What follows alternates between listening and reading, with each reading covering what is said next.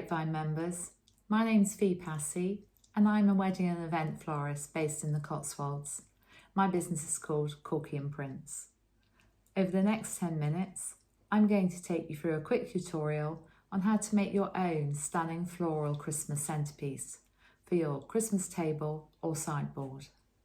Merry Christmas! This is the equipment we're going to need to make today's Christmas table centrepiece. First of all, a nice size vase. This is a vintage trifle bowl that I've picked up along the way, and I particularly like it because it's got a sloped edge which will make the flowers and foliage fall nicely. Into that I've placed a Kenzan pin frog. If you do any amount of flower arranging at home, these are worth investing in as they'll last you a lifetime. On the reverse of the frog, I've put a coil of this green sticky tack. It's called Oasis Fix and it's a waterproof adhesive that you can use time and again. So I've used that to secure the frog into the vase. On top of that, I'm going to place a nest of fine silver chicken wire that I've crumpled into a loose ball. This will sit down over the top of the frog and hold our stems in place. Then I'm going to secure it all with a length of clear adhesive tape. This is a floristry product, but you could use sellotape. And then just squeeze the tape together so you've got maximum space for the flowers. Turn it through 90 degrees and repeat on the other side.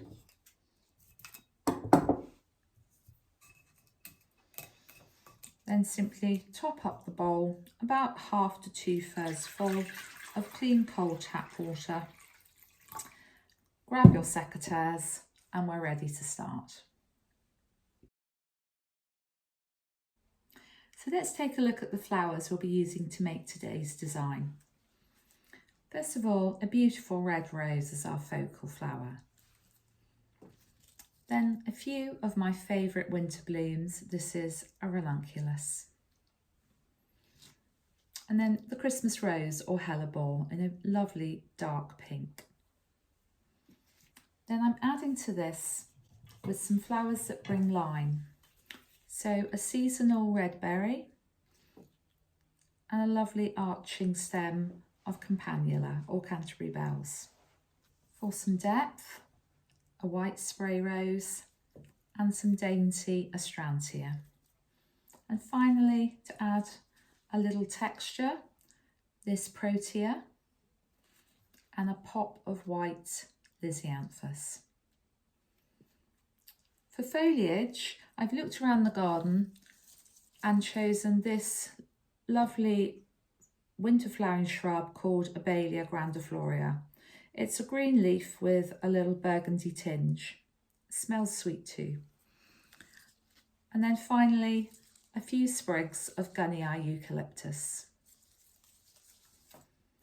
These are all flowers that I think you'd find in a good high street florist or a supermarket winter bouquet. The first step is to add your foliage. And I'm starting with the Abelia and this lovely branch that's really caught my eye because of its arching shape and multiple stems. I'm going to feed this in through the chicken wire and secure it into the pin frog so it comes out over the side of my vase. Then I'm going to counterbalance that on the other side with a more upright stem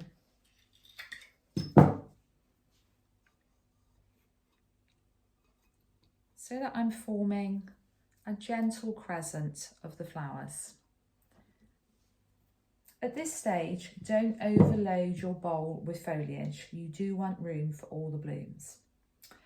And when placing the foliage in, make sure you remove all the greenery, all the leaves that are going to be below the waterline.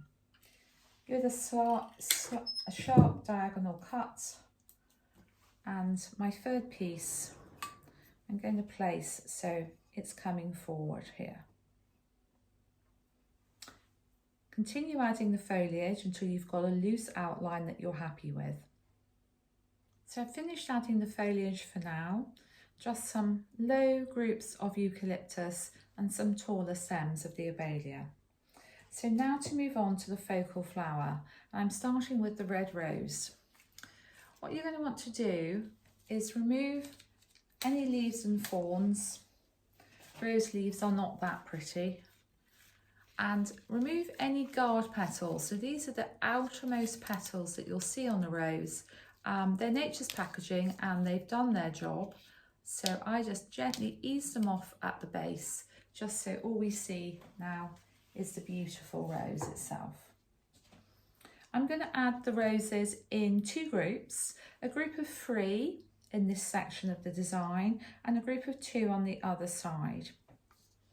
This will give it some visual balance as the red is quite a dominant colour.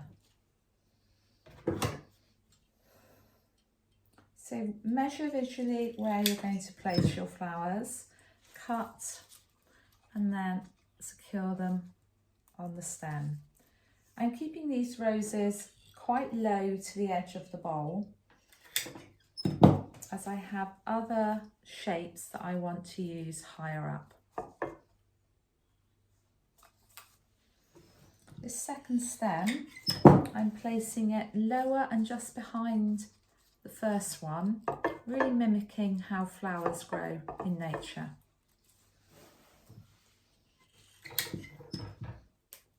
And then the final one, slightly more upright. I'll swing this round so you can have a look how they've gone in. So we have our group of 3. Now on this side, I'm going to take them slightly taller.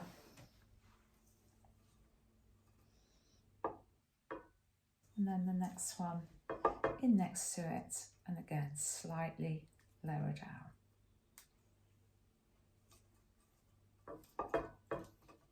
If you're just using chicken wire, you might need to add a little bit more foliage to get started, so you've got some crisscrossing stems to form a tripod and make it easier to add the flowers. In next, I'm going to add the hellebores. She has quite a large stem, so I want to get this into the design where I can still see my way through. So I'm going to add 1 to the side of this group of 3 roses.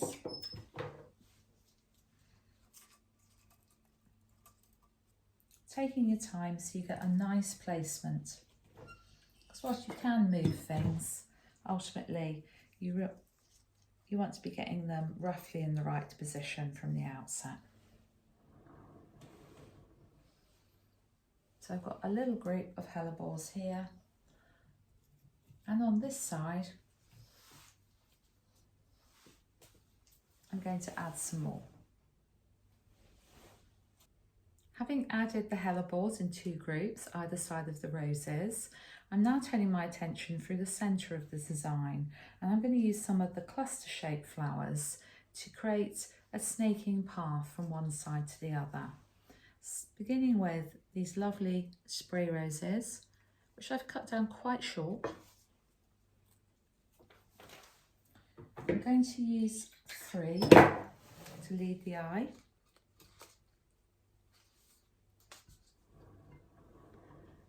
Through the design, and then this 3rd one I'm going to bring out from the centre behind the group of red roses. And then the other cluster flower is the astrantia, again cut down so that you can just ease it in, and it adds such lightness and delicacy to the design.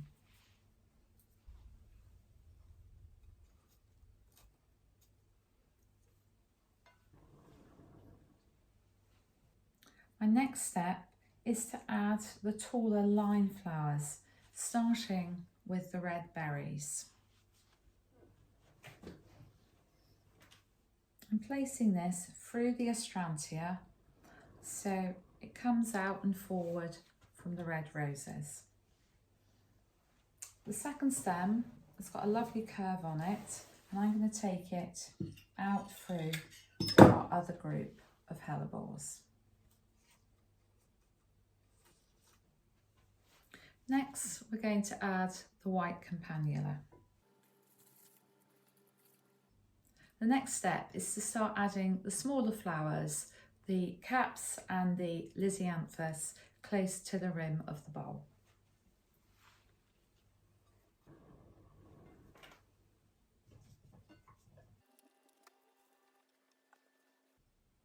So I've worked my stems of lisianthus short and deep into the design.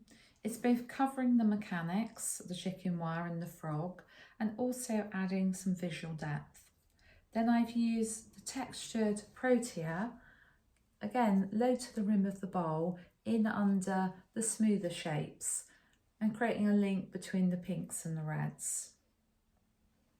So the final step is going to be to add the ranunculus.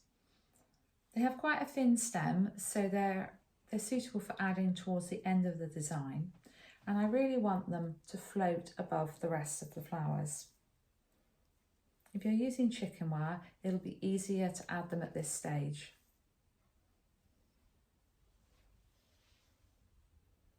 Take a moment to stand back.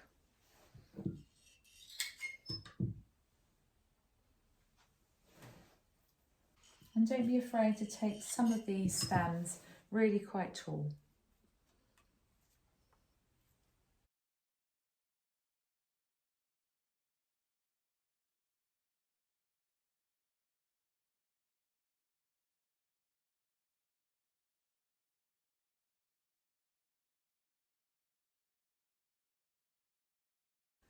So the final design's beginning to take shape now.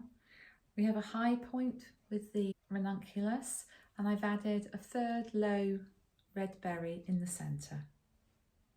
So I've stood back and had a look and made a few small adjustments to the finished design, adding a second Canterbury bough to bring more focal interest to that side, and a little more texture coming out behind our tall ranunculus.